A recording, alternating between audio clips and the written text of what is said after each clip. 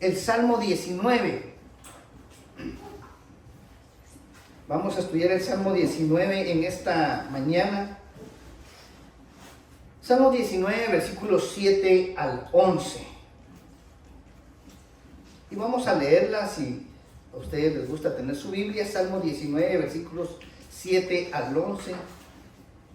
Y vamos a hablar un poquito acerca de la ley de Dios, la ley de Jehová.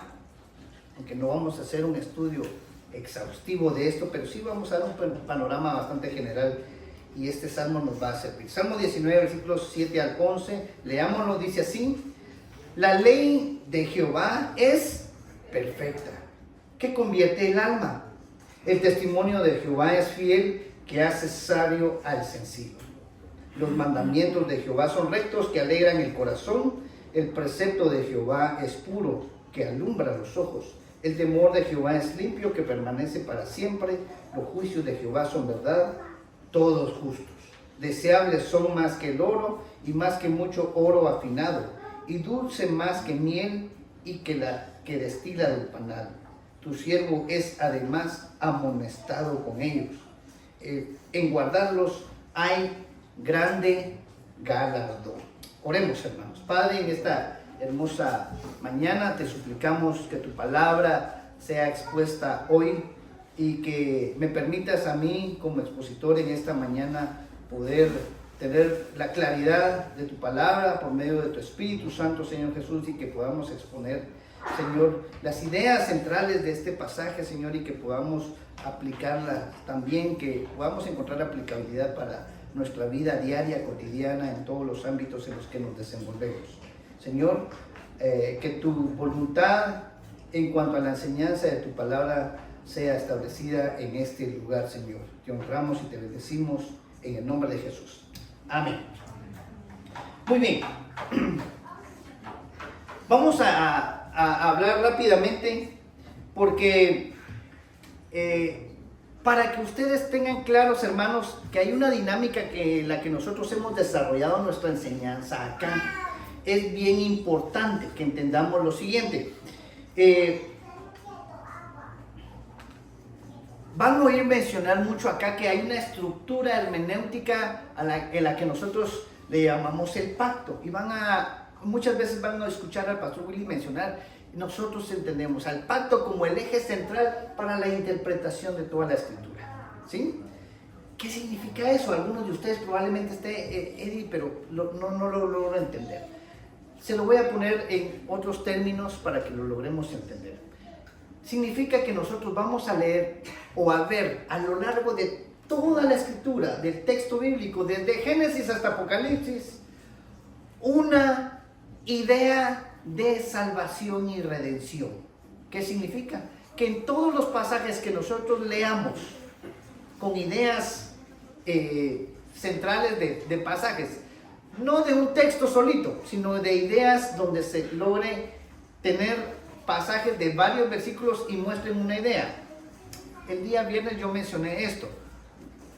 No significa que agarremos un versículo de la Biblia y leamos, por ejemplo, que mencioné el versículo donde dice: y Salomón tuvo 300 esposas y 700 concubinas. ¿Ya? Solo agarrando ese pasaje sin el contexto, sin la idea de todo lo que está diciendo, puede ser un error de interpretación si lo agarramos solitos. ¿Sí? Algún hermano puede decir: ya vieron, la Biblia da la autorización para que tengamos más de una esposa. ¿Sí? El problema con eso, dijimos el viernes, es que ya no solo se tiene una suegra, sino se tienen varias. Y entonces eso ya se convierte en un problema, ¿verdad? Entonces, no, hermanos. ¿A qué me refiero? Que cuando nosotros leemos pasajes donde encierran una idea, nosotros vamos a encontrar siempre una historia que le hemos denominado la historia de la salvación, la historia de la redención. Vamos a encontrar en los pasajes una idea de toda la dinámica redentora. Y en este pasaje no es la excepción. ¿Por qué? Porque vemos acá, al leer detenidamente las palabras escritas en el Salmo 19, vemos de nuevo el sentido redentor, que esto es algo que nos van a oír mencionar. el sentido redentor en este pasaje del Salmo 19, ese sentido emana del texto. Cuando decimos que emana del texto es porque leemos el texto y decimos, el texto nos está hablando de esto. Nosotros regularmente los días domingos no vamos a predicar de una manera temática. ¿A qué nos referimos? No vamos a traer un tema y vamos a buscar qué versículos bíblicos respaldan el tema que nosotros queremos enseñar. Regularmente vamos a predicar en esta congregación los días domingos de manera expositiva. ¿Qué significa eso? Que vamos a leer un texto y vamos a interpretar con todas las herramientas que tenemos qué es lo que el texto mismo nos quiere decir.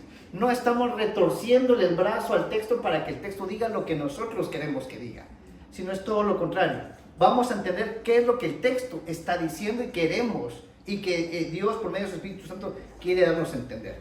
En este caso vemos en el Salmo 19 esta dinámica, porque es importante que no le impongamos al texto el sentido que nosotros queramos, sino que veamos en el texto lo que él mismo saca, lo que él mismo quiere decir. Ahora, cuando hablamos en este texto, vemos en el versículo 7, convierte el alma, alegra el corazón, alumbra los ojos, grande galardón. Todo este lenguaje está pintado de un color redentor. Sí, gracias al trabajo redentor de Cristo, nosotros vemos que su trabajo de redención convierte nuestra alma, ¿no? Es por lo que Él ha hecho en la cruz que Él ha hecho. Alegra nuestro corazón, alumbra nuestros ojos. Nuestros ojos fueron alumbrados porque estábamos en tinieblas y en oscuridad. Como siempre, la palabra de Dios nos recuerda la obra maravillosa de salvación que Él trajo a nosotros. Entonces vemos en todos los textos bíblicos que siempre las ideas nos recuerdan esa obra redentora de Cristo. Y este pasaje no es la excepción. Pero voy a ir rápidamente. Género literario de este pasaje del Salmo 19. Esta es una poesía hebrea. El libro de los Salmos pertenece a lo que se conoce como materias sapiensales o materias de sabiduría. Están ahí en esa categoría entre los libros de la Escritura. En la literatura hebrea encontramos el principio de versificación. Y la pregunta es: ¿en qué consiste la gran excelencia del principio hebreo de versificación? Esto va a desarrollar una idea de estructuración y composición, en cuyo ritmo depende de la correspondencia paralela de pensamientos similares. A esto entonces se le conoce como ritmo de pensamiento. Déjeme explicar. Cuando hablamos en un salmo, sabemos que los salmos son cantos, no son himnos. Y regularmente los que son músicos me van a entender. Y la mayoría de nosotros entendemos. Sabemos que toda la música tiene un ritmo, ¿no? Y regularmente el ritmo está basado en cuestiones fonéticas, ¿sí? De cómo suenan. Silencios, golpes más fuertes, golpes más suaves. En este caso vamos a entender que los salmos, en este sentido, el principio hebreo de versificación en la literatura hebrea, tiene que ver con un ritmo, pero de pensamiento.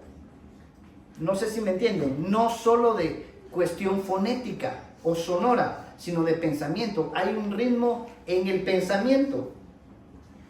Esto es a diferencia de la versificación con otros idiomas, que depende de la regular repetición de ciertos sonidos.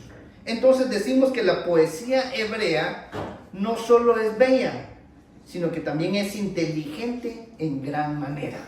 Cuando leemos los salmos, entonces vamos a entender que no solo es cuestión de rítmica y de sonido, sino es cuestión de inteligencia, porque tiene un ritmo de pensamiento, de ideas a la hora de leerlo. Debido a este tipo de versificación en la poesía hebrea, entonces entendemos que la poesía hebrea en los salmos, cuando nosotros leemos salmos, debemos de estar seguros que esto pierde poco o nada a la hora de ser traducida a otros idiomas, o por lo menos hoy tenemos que tener la confianza de que los salmos que nosotros leemos en español ha perdido muy poco o pierde casi nada de las ideas centrales como se puede dar probablemente en otros idiomas. ¿Ok? Dice Roland Protero, los salmos como el espejo del alma humana. Va a desarrollar algo de eso y dice, de los salmos, su asociación con la vida nacional e individual, su universalidad sin limitación a ninguna época, nación o variedad de credos cristianos, su traducción a versos, su influencia en la literatura, son poder sobre la vida humana en todas las épocas de la historia. En ellos podemos leer todo el drama de la humanidad.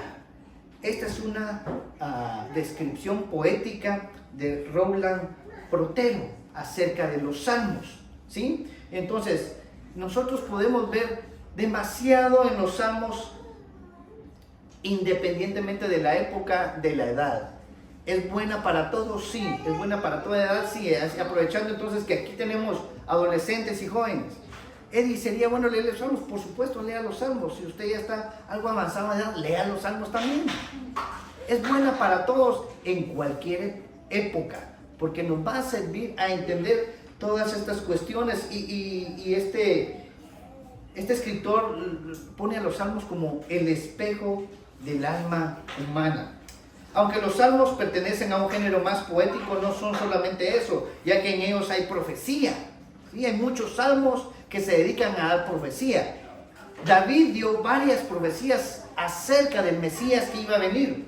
No solo hay profecía, sino que también hay pedagogía, hay instrucción, hay ética, hay lamento, hay júbilo, hay clamor por la justicia, etc. Todo esto en su variedad de motivos, formas y propósitos. Vamos al contexto general de este pasaje. Se cree que este Salmo 19 que acabamos de leer fue escrito por David en la época en la que ya era rey sobre Hebrón. Fue escrito en esa época en la que Saúl y Jonatán ya habían muerto, ¿sí? Donde él ya estaba establecido como rey. En 2 Samuel 3:1 vemos nosotros que hubo larga guerra entre la casa de Saúl y la casa de David. Vean ese contexto, por favor, que había gran guerra, conflicto entre Saúl y David. ¿Se acuerdan ustedes de las persecuciones de Saúl a David? ¿Sí? Pero David se había fortalecido, dice 2 Samuel 3:1, y la casa de Saúl se iba debilitando. En medio de este contexto se cree que David escribió este Salmo 19 cuando probablemente Saúl y Jonatán ya habían muerto. David había dejado atrás esos días de fugitivo cuando andaba siendo perseguido por Saúl, y los salmos que componía iban cambiando de temática.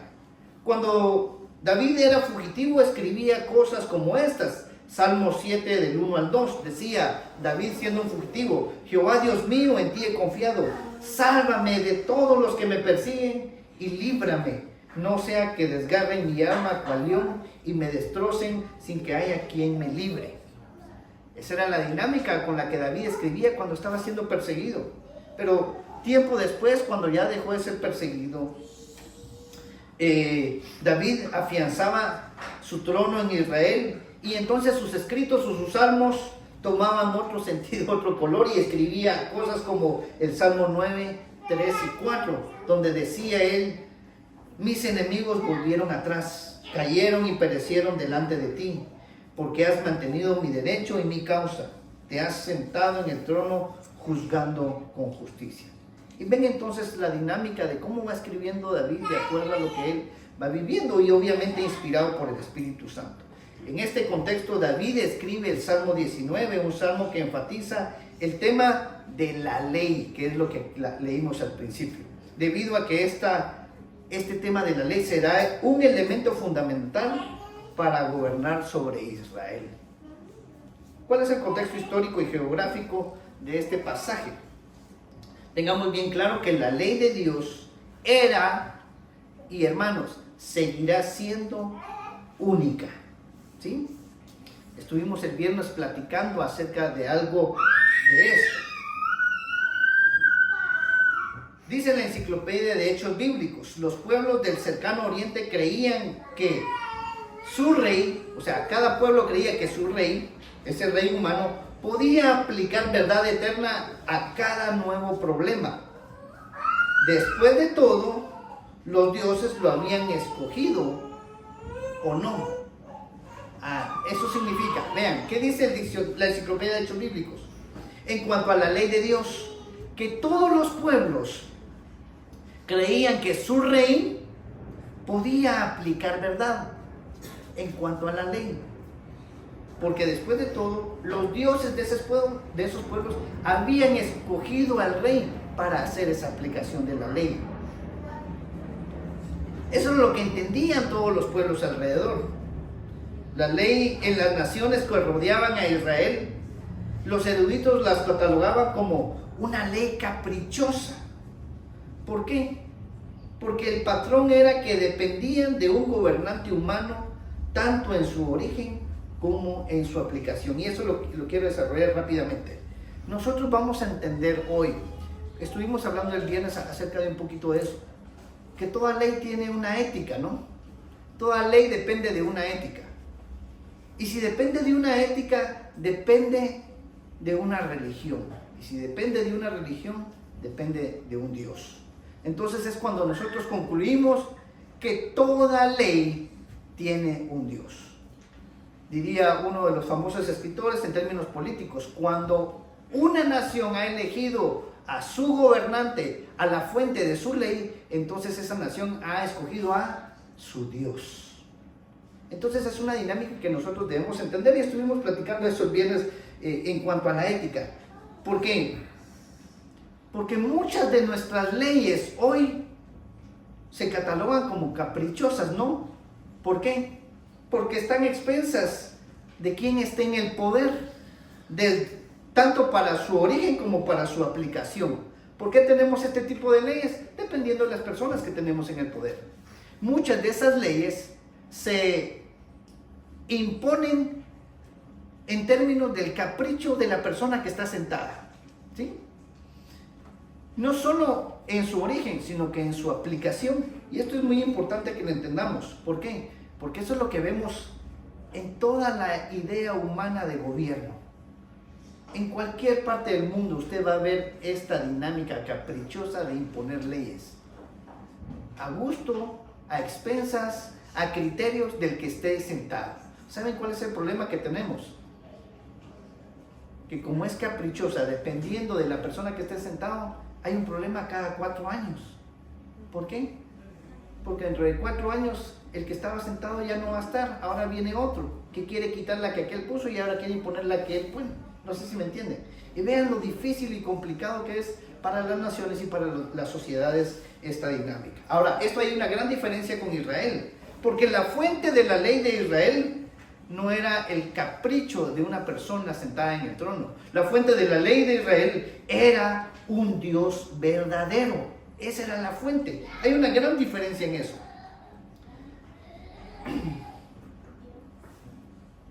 Dios no había dado la ley por un acto caprichoso, sino como un acto libre de su propia voluntad, sin coerción alguna y otorgando así una ley perfecta, ya que esta era el reflejo de su carácter y su naturaleza. No había y sigue sin existir comparación con la ley de Dios. No existe una fuente tan perfecta como Él para que recibamos y apliquemos una ley diferente como la tienen los otros pueblos. ¿A qué nos referimos? Y aclaremos esto, hermanos. La fuente de la ley que nosotros tenemos en la Escritura es Dios mismo. Es una ley eterna. Por eso es que leímos el Salmo 19. Sus leyes son eternas, son justas, son agradables, son perfectas. La ley de Dios tiene esas características. ¿Por qué? La respuesta es porque responden a su carácter y a su naturaleza. Esto es algo que bien importante que ustedes deben aprender a dominar, hermanos. ¿A qué me refiero? Cuando les pregunte a alguien por ahí, ¿y por qué obedeces la Biblia, pues? ¿Por qué pones a la Biblia? ¿Y por qué siempre mencionas la Biblia? ¿Y por qué para resolver muchos problemas de su vida ustedes regularmente hacen? ¿Qué dice la Escritura? Porque la dinámica de nosotros como cristianos, hermanos, es cuando tenemos problemas, cuando tenemos situaciones, cuando no sabemos qué hacer, lo que debemos hacer siempre, hermanos, es ir a la Escritura y ver qué es lo que Dios nos está demandando en la Escritura. Para resolver problemas de familia, debemos ir a la Escritura. Para resolver problemas en nuestro trabajo, como empresarios, como dueños de alguna empresa, como empleados, debemos ir a la Escritura. ¿Cómo debemos resolver nuestros conflictos en familia? ¿Cómo debemos resolver nuestros conflictos como ciudadanos en nuestra dinámica civil? ¿A dónde debemos recurrir nosotros? ¿Cuál es nuestra instancia última para saber cómo actuar? La Escritura, hermanos. Ahora, ¿por qué confiamos en la Escritura? Porque la Escritura es la ley de Dios. Y esto no se dio simplemente por capricho de Dios, es lo que entendamos. Sino que la ley de Dios, la que nosotros tenemos ahí en su palabra, esa refleja su carácter y su naturaleza. El día viernes lo mencioné. A ver, hermanos, y esto va muy acorde para los muchachos que hoy no están aquí en la congregación. Ustedes que son adolescentes, jóvenes, que probablemente tienen conflictos con amigos que les preguntan, ¿y por qué no haces esto? ¿Por qué no haces lo otro? Porque la Biblia dice que no. Regularmente a veces cuando somos adolescentes nos da cierta pena contestar. O a veces no tenemos las herramientas adecuadas para contestarle a nuestros amigos cuando nos presionan. ¿Y por qué no haces esto, pues?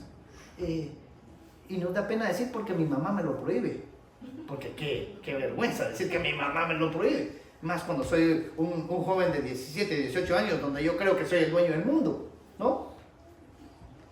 Y entonces, ¿qué decimos? A mí me pasó eso, me acuerdo, yo estaba en la primaria, yo estaba como en tercero primaria, y yo nací en un lugar cristiano, eminentemente cristiano, y mi mamá desde pequeño me formó diciéndome, vos no sos católico.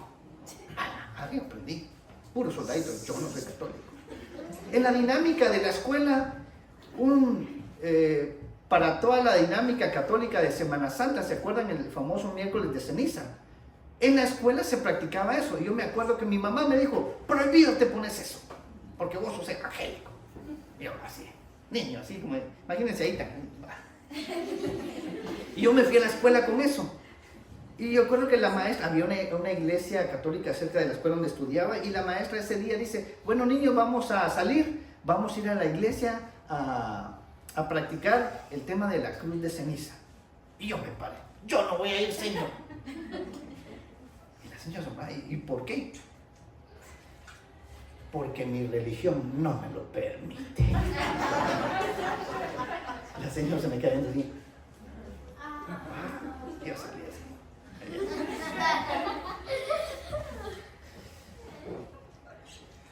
Esa no es la respuesta, hermanos. No sé si me entienden.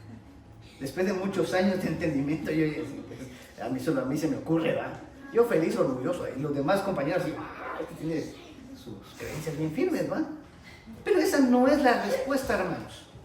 Cuando la Biblia dice algo e impone algo para que nosotros actuemos, es ¿por qué? ¿Por qué la Biblia dice esto? A ver, la pregunta es, ¿por qué es malo robar? ¿Por qué es malo mentir? ¿Por qué es malo asesinar? ¿Por qué es malo dar falso testimonio? ¿Por qué es malo adulterar? Y muchos de nosotros no tenemos la respuesta clara a eso. ¿Y cuál es el punto? Muchos podemos llegar a decir, es malo porque la Biblia dice que es malo. Ok, esa es una muy buena respuesta. La pregunta que podría hacernos alguien más, ¿y por qué la Biblia dice eso? Y nuestra respuesta debe ser porque la Biblia es el reflejo del carácter y la naturaleza de Dios. ¿A qué nos referimos? ¿Por qué es malo robar? ¿Por qué la Biblia dice que es malo robar? Porque Dios es justo. Él es justo. Ese es su carácter y su naturaleza. Por lo tanto, todo aquello que va en contra de su carácter y de su naturaleza, hermanos, es pecado. ¿A qué me refiero? Todo aquello que se opone a Cristo es pecado. Todo aquello que es contrario a su naturaleza y a su carácter es pecado. Por lo tanto, mentir es malo. ¿Por qué, hermanos? ¿Por qué concluimos que mentir es malo? Porque Él es verdad. Es lo que Él es la esencia de lo que Él es. Él es verdad. Entonces, por lo tanto, todo aquello que no sea verdad es contrario a Él. Por lo tanto, es pecado. Por eso es que Él, debido a su carácter y a su naturaleza, Él pone en la ley, dice, no mientas. No sé si me entienden. ¿Sí? ¿Por qué es malo robar? Porque Él es justo. ¿Por qué es malo asesinar? ¿Por qué es pecado asesinar? Porque Él es vida. ¿Me entienden? Entonces, es por eso es que nosotros vemos que la ley de Jehová, que empieza a describir David en el Salmo 19, dice, por lo tanto tu ley es perfecta, porque responde al carácter y naturaleza de Dios. Por eso es que entonces decimos y argumentamos que la ley de Dios no es una cuestión caprichosa. Dios no estaba ahí en el cielo, en el espacio, a ver qué se me ocurre, muchachos, para estar molestando a los hombres, va. No sé qué se me ocurre. Ya sé qué les voy a decir. Prohibido fumar. Dios no era ese Dios, no sé si me entienden. La ley de Dios no es caprichosa. La ley de Dios responde a su carácter y su naturaleza. Por lo tanto, su ley es perfecta. Porque Él es perfecto. ¿Me entienden? Entonces, eso es algo que nos debe de quedar claro, hermanos. Voy a hacer rápidamente un análisis sintáctico de eso. Rápidamente lo voy a hacer. La ley de Jehová es perfecta, que convierte el alma, dice el Salmo. El testimonio de Jehová es fiel, que hace sabio al sencillo. Los mandamientos de Jehová son rectos, que alegran el corazón. El precepto de Jehová es puro, que alumbra los ojos. El temor de Jehová es limpio, que permanece para siempre. Los juicios de Jehová son verdad, todos justos. Deseables son más que el oro, y más que mucho oro afinado, y dulce más que la miel, que destila del panal. Ahora, cuando estoy diciendo que voy a hacer un análisis sintáctico rápidamente, es porque vemos acá una constante repetición. Esa repetición clásica en la poesía hebrea se hace con un propósito en mente. Hay un propósito de simetría, hay una cuestión de correspondencia de posición. Le vamos a llamar en el análisis sintáctico a esta dinámica. La ley de Dios tiene esta característica, es simétrica, tiene simetría, hay correspondencia, es exacta. El ejemplo más claro que podemos ver esto es cuando la Biblia dice ojo por ojo y diente por diente. Hay una simetría ahí. ¿Por qué? Porque implica una pena que debe empatar, que debe ser exactamente, ¿sí? Debe corresponder a la falta. Cuando se aplica esto es porque corresponde a la falta. Ojo por ojo y diente por diente. Hay una simetría. En esa dinámica nosotros podemos ver que la ley de Dios tiene esa característica. Es simétrica, tiene correspondencia. Si no nos damos cuenta, el salmista escribe adjetivos que califican la ley de Dios, y eso también se repiten para dejar el claro concepto de la correspondencia. La siguiente tabla nos permite verlo más claramente. Aquí está la tabla. La ley de Dios es perfecta. Sus mandamientos son justos. Su precepto es puro. Sus juicios son verdad. Aquí hay correspondencia en esto, hermanos. Cuando nosotros debemos entender, debemos de tener claro que la ley de Dios es perfecta. ¿A qué nos referimos? Cuando decimos que es perfecta, ¿significará que le hace falta algo? No, hermanos. Por eso es que decimos, cuando nosotros argumentamos y decimos, a ver, ¿será que Dios tiene dos planes? ¿Dios tiene un plan B en el qué hacer o el actuar del ser humano? ¿Sí o no? No. ¿Por qué decimos que no? ¿Por qué argumentamos que no? ¿Por qué estamos seguros que no? Porque Él es perfecto. A Él no se le escapó nada, hermanos. A Él no hay un tema de la interacción del hombre donde Dios no haya dicho algo. A Dios no se le escapó y Dios no dice, ay, en este tema se me olvidó darles instrucciones, muchachos. Eso nos pasa a nosotros, ¿no? A Dios no. Dios conocía todo, por eso es que Dios no tiene dos planes. Dios no dice, Dianita se fue por otro lado y ahora ¿qué hago? Porque Me arruinó todo el plan que ya tenía establecido desde antes de la fundación del mundo. ¿Sí? No dice, Iván, hombre, ¿para qué te casaste ahí? No, hombre, ese no era el plan. Me arruinaste. Voy a hacer esta dinámica rápida. ¿Por qué? Porque hay muchas señoritas, muchas chicas que están en ese proceso de noviazgo y muchas de ellas enamoradas piensan, o los chicos que están enamorados piensan, aquella imagen novelesca, ¿no?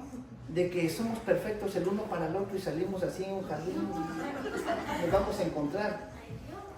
Y la frase que regularmente se utiliza es, estábamos ya predestinados desde antes de la fundación del mundo para encontrarnos tú y yo. Va. O decimos, Dios tiene un príncipe para ti. Sí, entonces está la princesa esperando a que llegue el príncipe. Si eso no fuera cierto, supongamos que Iván se confundió y no agarró la princesa que tenía que agarrar. Entonces, Iván, agarraste la princesa de otro. Entonces ya cuadraste todas las parejas. No sé si me entienden. ¿Y ahora qué hacemos con el otro pobre que se quedó sin esa princesa? Entonces le tenemos que dar otra de otro y entonces ya se descuadró todo, hermano.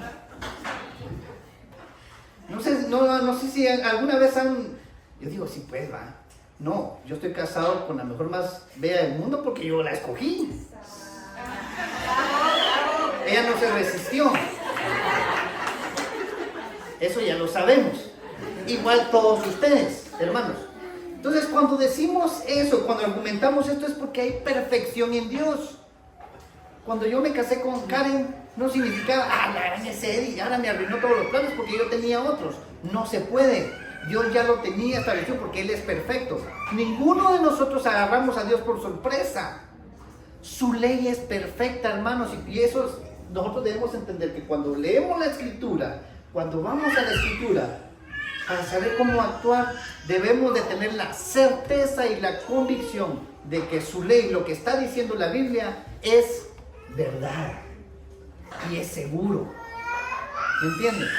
Así que para todos nosotros, hermanos, es un buen ejercicio que entendamos que antes de empezar a saber qué opinan los demás, vayamos y preguntémosle a la Escritura qué dice para resolver las situaciones en nuestra vida. Vemos esto en otra parte de las Escrituras, esa correspondencia, por supuesto.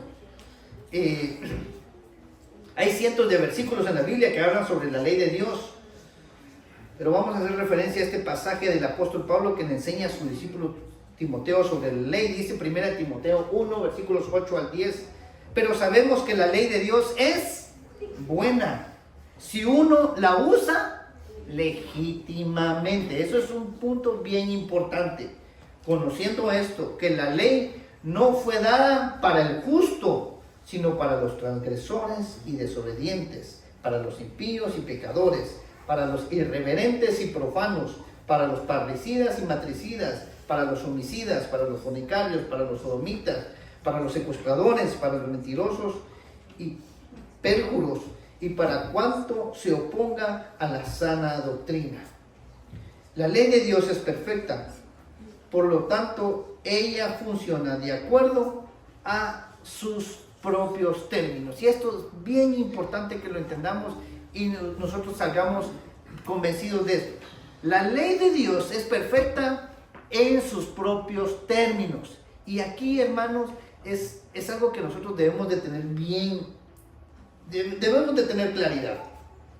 ¿Por qué? Porque hay que usar la ley de Dios legítimamente, como Él dice que se debe usar, no como a mí se me ocurra usarla. ¿Sí? Esta es una dinámica bien importante, porque hay que hablarla en sus propios términos. A ver, algunos de nosotros, recordemos esta regla de interpretación. La Biblia interpreta ¿a quién? A la Biblia. Cuando nosotros encontremos pasajes en la Escritura, hermanos, que sean complicados o difíciles de interpretar,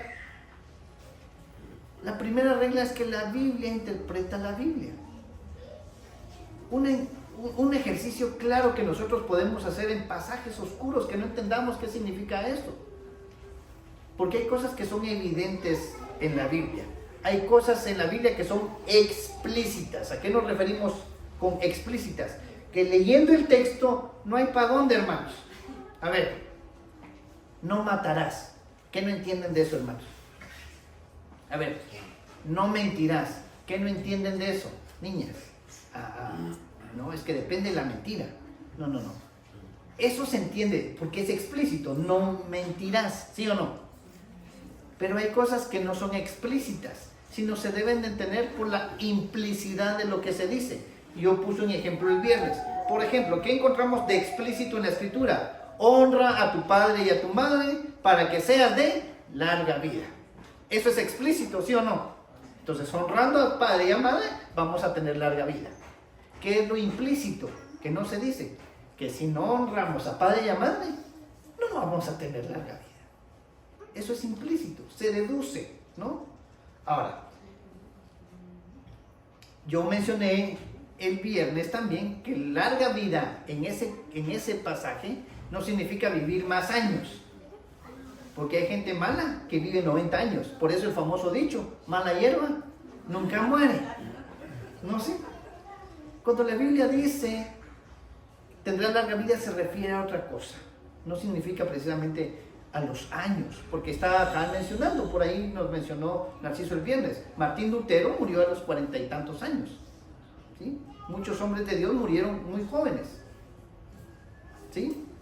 Debemos entender en el contexto de la Escritura qué significa larga vida. Pero a lo que voy es, hermanos, hay pasajes en la Biblia que son un poquito grises y oscuros, donde la Biblia probablemente no sea totalmente explícito. ¿Qué hacemos? Vamos a buscar en el resto de las Escrituras qué dice en cuanto a este tema para lograr interpretar un pasaje que sea oscuro, ¿sí? Entonces, esto es muy importante. Si nosotros usamos la ley de Dios legítimamente, nos va a funcionar. Vamos a hacer este ejercicio. Hagamos este ejercicio, por favor. Vamos a dejar en blanco ese espacio para que nosotros vayamos determinando. Dice Pablo en Timoteo, nosotros sabemos que la ley es buena si uno la usa. Vamos a poner algunas opciones por ahí. La ley de Jehová es buena si uno la usa individualmente. ¿Será buena? Solo para mi propio beneficio. Entonces ahí podría sacar aquel jovencito que regresó de la escuela peleado con un morete porque se peleó con los compañeros. ¿Y qué te pasó, mijo? Es que me peleé, pero el otro salió peor. ¿Y por qué? Porque la Biblia dice, es mejor dar que recibir. ¿Sí o no? Eso es cuando uno utiliza la Biblia de una manera individual. La interpreta para uno mismo, ¿no? A la ley es buena porque la uso para mí. ¿Es incorrecto usarla individualmente? Por supuesto. La ley de Jehová es buena si uno la usa democráticamente. También es inadecuado. La ley de Jehová es buena si uno la usa para el beneficio de los pobres. Ya les vi la cara. Eso se pone más difícil, ¿no? Interpretar eso es más complicado. La ley de Jehová es buena si se usa para el beneficio de la clase media, pues. No. La ley de Jehová es buena si uno la usa de acuerdo a lo que diga el gobierno en turno. No. La ley de Jehová es buena si uno la usa, como dice Pablo a Timoteo, legítimamente, en sus propios términos. La Biblia pone sus propios términos para decir, así es como debes usarme. No es como a nosotros se nos ocurre, hermanos.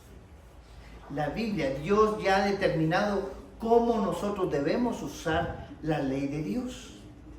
No es para nuestro propio beneficio. Cuando Dios a través de Moisés estableció jueces en Israel para juzgar a la nación, Dios le dice a Moisés, y diles a estos jueces que ellos van a juzgar en nombre de Dios, no en nombre propio, no van a juzgar de acuerdo a sus propias interpretaciones, a sus propias motivaciones, tienen que juzgar en nombre de Dios. Ese papel era muy importante, pero la línea era muy delgada, hermanos, que había que cuidar. ¿Por qué? Porque un juez no podía interpretar la ley a su propio gusto y a su propio antojo. Debía ser de acuerdo a como Dios ya había dicho que debía interpretarla. No sé si me entienden. Por eso es que la Escritura dice que cuando un juez en el Antiguo Testamento daba por inocente al culpable, eso lo declara en los Salmos como una abominación. Porque hay algo que Dios abomina, es la balanza falsa. Es abominación a Jehová.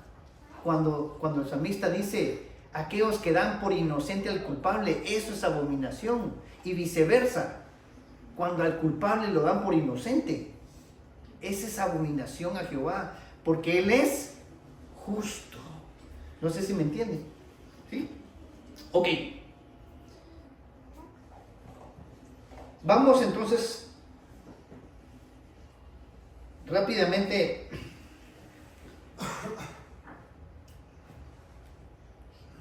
el significado original de este pasaje. Lo voy a decir rápidamente antes de hacer ya una o dos aplicaciones.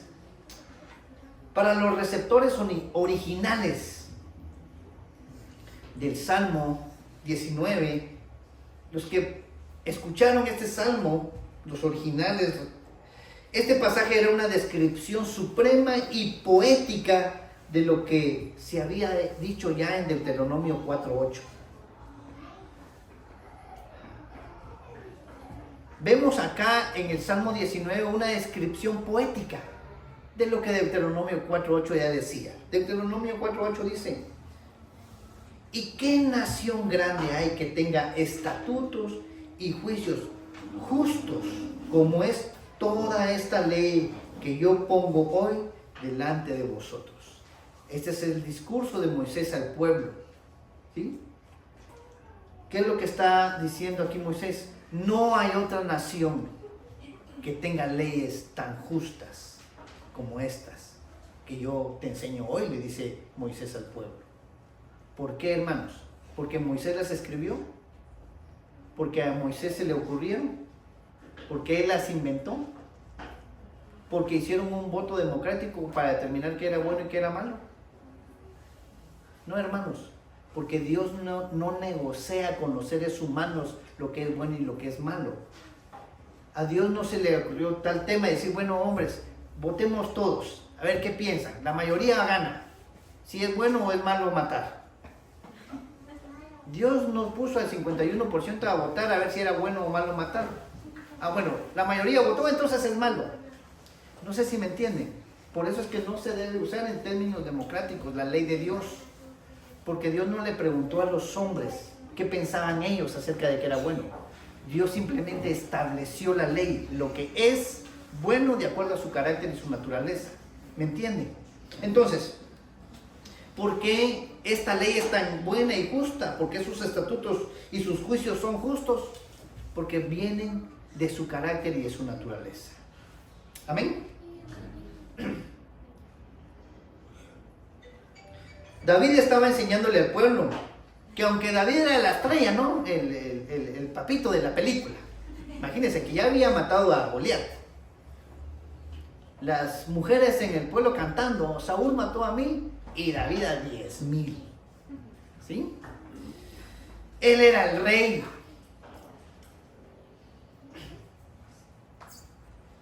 Y aunque David era el rey, él mismo reconocía que el fundamento del gobierno de la nación debía ser elegante, magnífica, perfecta, completa e incomparable, como lo es la ley de Dios. El pueblo, al leer esto, sabía que cuando el rey o un gobernante aplicara una pena por un crimen, no era un capricho de los gobernantes, sino que era un decreto directo y pleno de Dios a través de estas leyes. Termino con la aplicación hoy. Apliquemos un poquito para nosotros este pasaje. Porque el propósito de este mensaje no era hacer un análisis profundo de la ley de Dios. No entramos acá en detalles como la ley ceremonial, la ley civil, la ley moral, porque si vamos a hablar de temas de ley, son estudios bien amplios. Esa no es la intención, sino más bien la descripción poética e inspirada de la misma, de esa ley y su fuente. Debemos hacernos esta pregunta, hermanos, hoy. ¿Cómo valoramos la ley de Dios hoy? Número 1, en términos personales. ¿Estamos en el entendimiento que tenemos obligaciones morales ante Dios? Esto amarra con lo que hemos estado estudiando los viernes. Hermanos, todos acá, ¿estamos en el entendimiento que tenemos obligaciones morales ante Dios? ¿Amén? La respuesta es sí. Porque la ley de Dios fue escrita ahora, para nosotros, hermanos. No solo está escrita acá, en un libro, en tablas o en piedras. La promesa de Dios fue que su ley fue escrita, adivinen en dónde.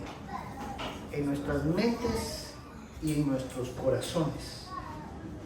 La pregunta es, ¿cómo vamos con eso? ¿Estamos respondiéndole a Dios porque su ley fue escrita en nuestras mentes y en nuestros corazones?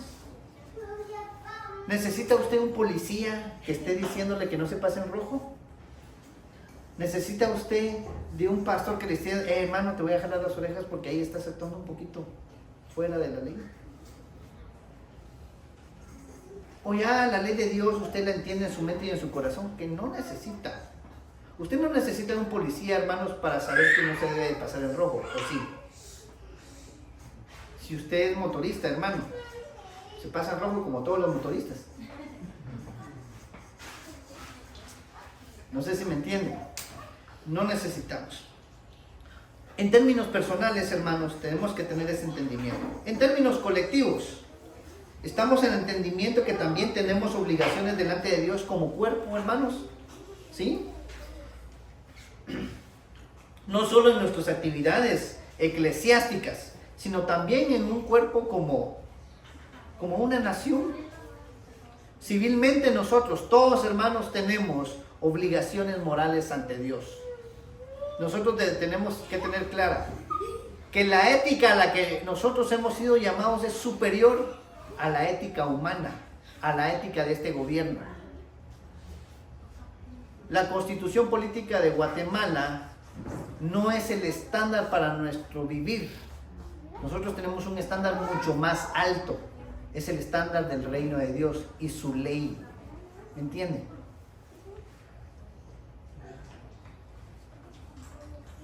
Nuestra observancia a la ley de Dios debe ser una profunda reflexión bíblica sobre lo que Dios dijo y decretó para sojuzgar, gobernar y ordenar su creación.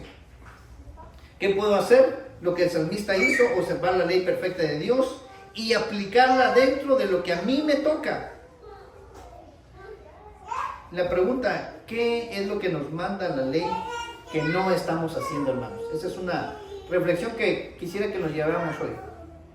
Que ya entendimos que la ley dice y no estamos cumpliendo. Vámonos con esa reflexión hoy. Esto dice la Biblia, pero no lo he estado cumpliendo. Hemos estado cumpliendo con nuestra esposa, con nuestros hijos, con nuestros jefes, con nuestros empleados, con el gobierno civil, como Dios manda. En cuanto a los gobernantes civiles, por lo menos aquellos que son corruptos, hemos estado levantando la voz diciéndoles como Juan el Bautista, no te es lícito. Hemos estado haciendo esa función. Y antes de terminar con nuestra doxología y haciendo la última oración, quedémonos con esta última frase. La ley de Jehová es perfecta, hermanos, y la necesitamos porque nosotros no lo somos. Amén. Pongámonos de pie.